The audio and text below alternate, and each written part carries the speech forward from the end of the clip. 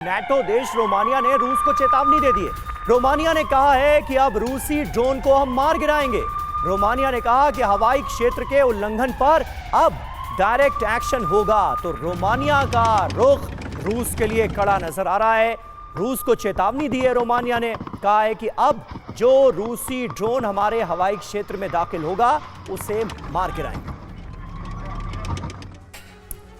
और देखिए, खुफिया रिपोर्ट यह है कि नाटो के ईस्टर्न फ्लैंक वाले देशों से अमेरिका के सेना हटाने के बाद यूरोप के देश अपनी फौज इन देशों में तैनात करने जा रहे हैं। इसकी शुरुआत 24 फरवरी से हो चुकी है। ईस्टर्न फ्लैंक पर एस्टोनिया में MQ-9 रीपर ड्रोन तैनात कर दिए गए हैं। ये तीनों बाल्टिक देशों की सीमा पर निगरानी करेंगे। 24 फरवरी को नीदरलैंड्स ने रीपर ड्रोन तैनात किए हैं।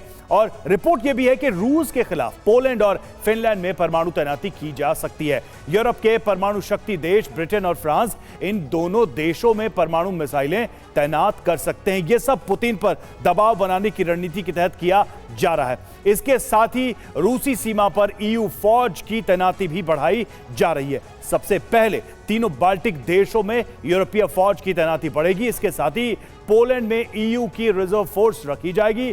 पोलैंड में तैनाती इसलिए की जा रही है ताकि जरूरत पड़ने पर यूक्रेन युद्ध में इसको उतारा जा सके। भारद्वाज सर, अब बात यह है कि क्या मिलिटराइजेशन इन छोटे छोटे देशों का और बढ़ने वाला है? मतलब एक कवर था नाटो का, अमेरिका का, उनके आश्वासन से ये सब कुछ चल रहा है, लेकिन अब क्या रियली में ये जो छोटे छोटे बाल्टिक देश हैं, यहाँ पर बड़े हथियार, यहाँ पर परमाणु जो है बम या फिर परमाणु मिसाइल, ये सब कुछ हम आने वाले समय में देखेंगे ताकि रूस को कम से कम वो हमारे यहाँ बोलते हैं कि घुड़की दे सकें, दिखा सके कि यहाँ हाथ डालना खतरनाक है। देखिए, इसमें दो ट्रेंड साफ साफ नज़र आ रहे हैं। पहली बात कि क्रिप्टो न्यूक्लियर कंट्रीज़ क्रिएट किए जा रहे हैं। जैसे कि बेलारूस में रशिया क्रिएट कर रहा है, वैसे ही पोलैंड और फिनलैंड में न्यूक्लियर प्लेसमेंट करने की बात है। क्रिप्टो न्यूक्लियर कंट्रीज़ होंगे, तो ये एक ट्रेंड चल गया। दूसरा ये बात देखिए कि यूरोपियन कंट्रीज़ अपने न्यूक्लियर पॉलिसीज़ को रिव्यू कर रहे हैं, जिसमें बेल्जियम का आप देखिए, बेल्जियम अपनी न्यूक्लियर पॉलिसी को रिव्यू कर रहे हैं। जर्मनी ने भी बजट बढ़ा रहे हैं। तो निश्चित रूप से जो वर्ल्ड का एक तरीके से न्यूक्लियराइजेशन की तरफ एक रुख हो गया।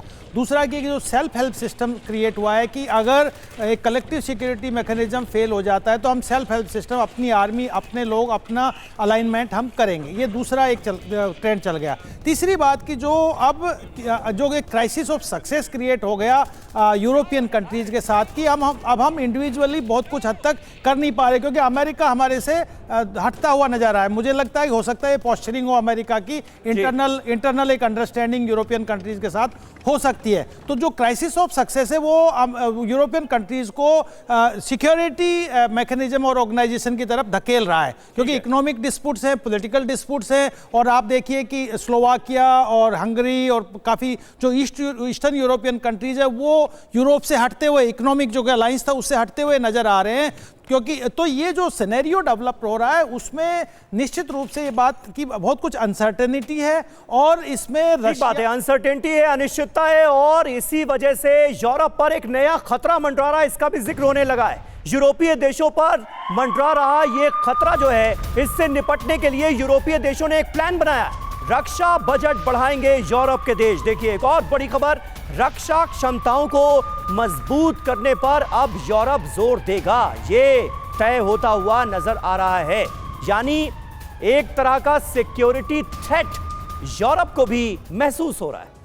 और यूरोपीय देशों को यह फैसला क्यों लेना पड़ा, आपको वो भी बताते हैं। इसकी वजह क्या है? रूस से तनाव और यूरोप का बड़ा दांव क्या है वो? अमेरिका यूरोप की सुरक्षा की गारंटी नहीं लेना चाहता, ये बार बार ट्रंप कह रहे हैं। अमेरिका के रुख से यूरोपीय देश परेशान है। यूरोप अपनी सुरक्षा नीति में बड़ा बदलाव करेगा, ये साफ संकेत नजर आ रहे हैं। जी हां, यूरोप का अमेरिका पर निर्भरता कम करने का यह फैसला है। अपनी रक्षा क्षमताओं को मजबूत करेगा यूरोप, ये तय होता हुआ नजर आ रहा है। मुकेश जी, क्या ये एक बहुत बड़ा डेवलपमेंट है? मतलब यूरोप अब अपने बलबूते खड़ा होने की कोशिश कर रहा है ताकि अमेरिका पर जो उसकी निर्भरता थी वो आने वाले वक्त में और कम हो। इसका नतीजा क्या होगा, और यूरोप क्या पूरी तरह से ये कर पाने में संभव होगा? और जिस सिक्योरिटी थ्रेट की बात हो रही है वो रूस से वाकई है क्या यूरोप पर?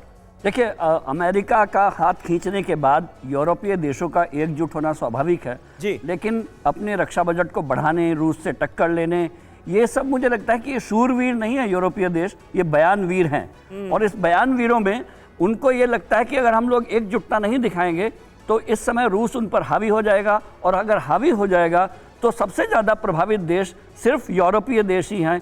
अगर यूक्रेन वॉर यूक्रेन से बाहर चली गई, वो यूरोपीय देशों तक फैल गई, तब उन पर आंच आएगी, और यूरोप के देश उस स्थिति के लिए तैयार नहीं हैं।